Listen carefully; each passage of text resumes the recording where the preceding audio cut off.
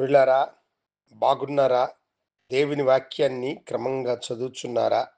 ప్రార్థించుచున్నారా? నేటి ధ్యాన వాక్యము జెఫన్యా గ్రంథం 3వ అధ్యాయము 17వ వచనం. నీ దేవుడైన యెహోవా నీ మధ్య ఉన్నాడు. ఆయన శక్తిమంతుడు.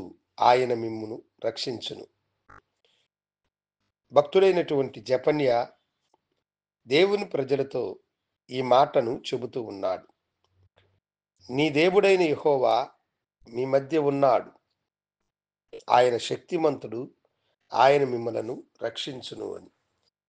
మనం ఆరాధించు దేవుడు భూమిని ఆకాశమును సృష్టించినటువంటి గొప్ప దేవుడు. ఈ లోకమందే కానీ, ఆకాశమందే కానీ, భూమి క్రిందే కానీ ఆయన కంటే గొప్పవారు ఎవరు కూడా లేరు. మనం ఆరాధించు దేవుడు సామాన్యుడైనటువంటి వాడు కాదు. ఆయన శక్తిమంతుడు.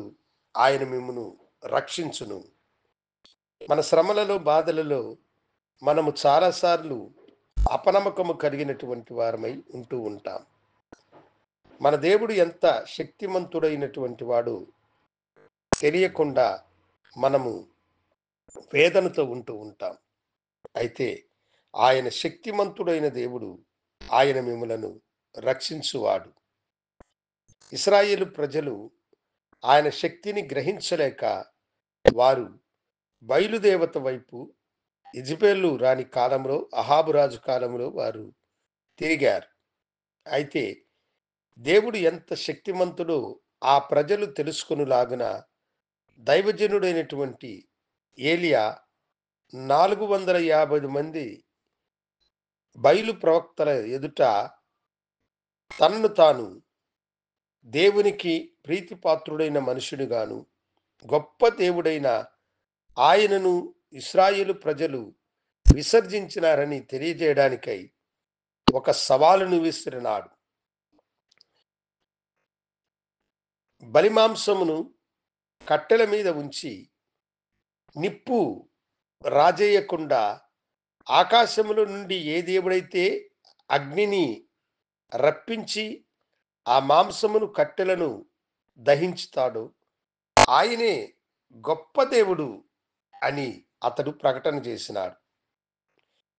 బయలు ప్రవక్తలు సాయంత్ర సమయం వరకు తాము మ్రొక్కుచున్న దేవునికి, తాము నమస్కరించుచున్న బయలుకు వారు మొరపెట్టాడు.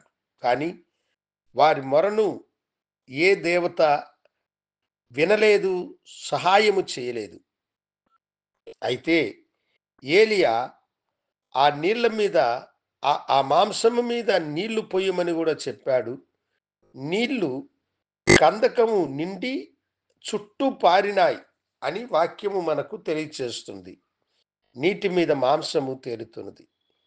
దైవజనుడు దేవుని వైపు చూసి ఒక చిన్న ప్రార్థన చేసినాడు. ఆయన ప్రార్థన ఆకాశమునకు ఎక్కింది. దేవుడు పరలోకముల నుండి అగ్నిని పంపి కట్టెలను, మాంసమును దహించి వేశాడు. ఆయన శక్తిమంతుడు. ఆయన మిమ్ములను రక్షించును. ఆకాశం నుండి అగ్నిని రప్పించడము ఆయనకు సులువైన కార్యము. నిన్ను రక్షించడము ఆయనకి లేసైనటువంటి కార్యము. యెహోవా శక్తిమంతుడు మీ మధ్య ఉన్నాడు. తప్పకుండా మిమ్మలను ఆయన రక్షిస్తాడు. నువ్వే ఆపదలో ఉన్నావు, ఏ సమస్యలతో బాధపడుతున్నావు, ఏ వేదనతో నీవు కలత చెంది ఉన్నావు, శక్తిమంతుడైన దేవుడు తప్పక నిన్ను రక్షించును. నీ కొరకే ఆయన ప్రాణము పెట్టి తిరిగి లేచిన వాడన్న సత్యమును నీవు గ్రహించు. ప్రార్థించుకుందాం. గనుడా, నీ బిడలను దీవించి ఆశీర్వదించి మీరెంతో శక్తిమంతులని వారు తెలియచేసుకుని కృపను దయచేయమని నీ దివ్యకరములకు నీ బిడలను సమర్పించుకుంటూ యేసు నామమున అడిగి వేడుకొంచున్నాము తండ్రి. ఆమేన్. శుభోదయం. ప్రభు మిమ్మలను దీవించునుగాక. ఆమేన్.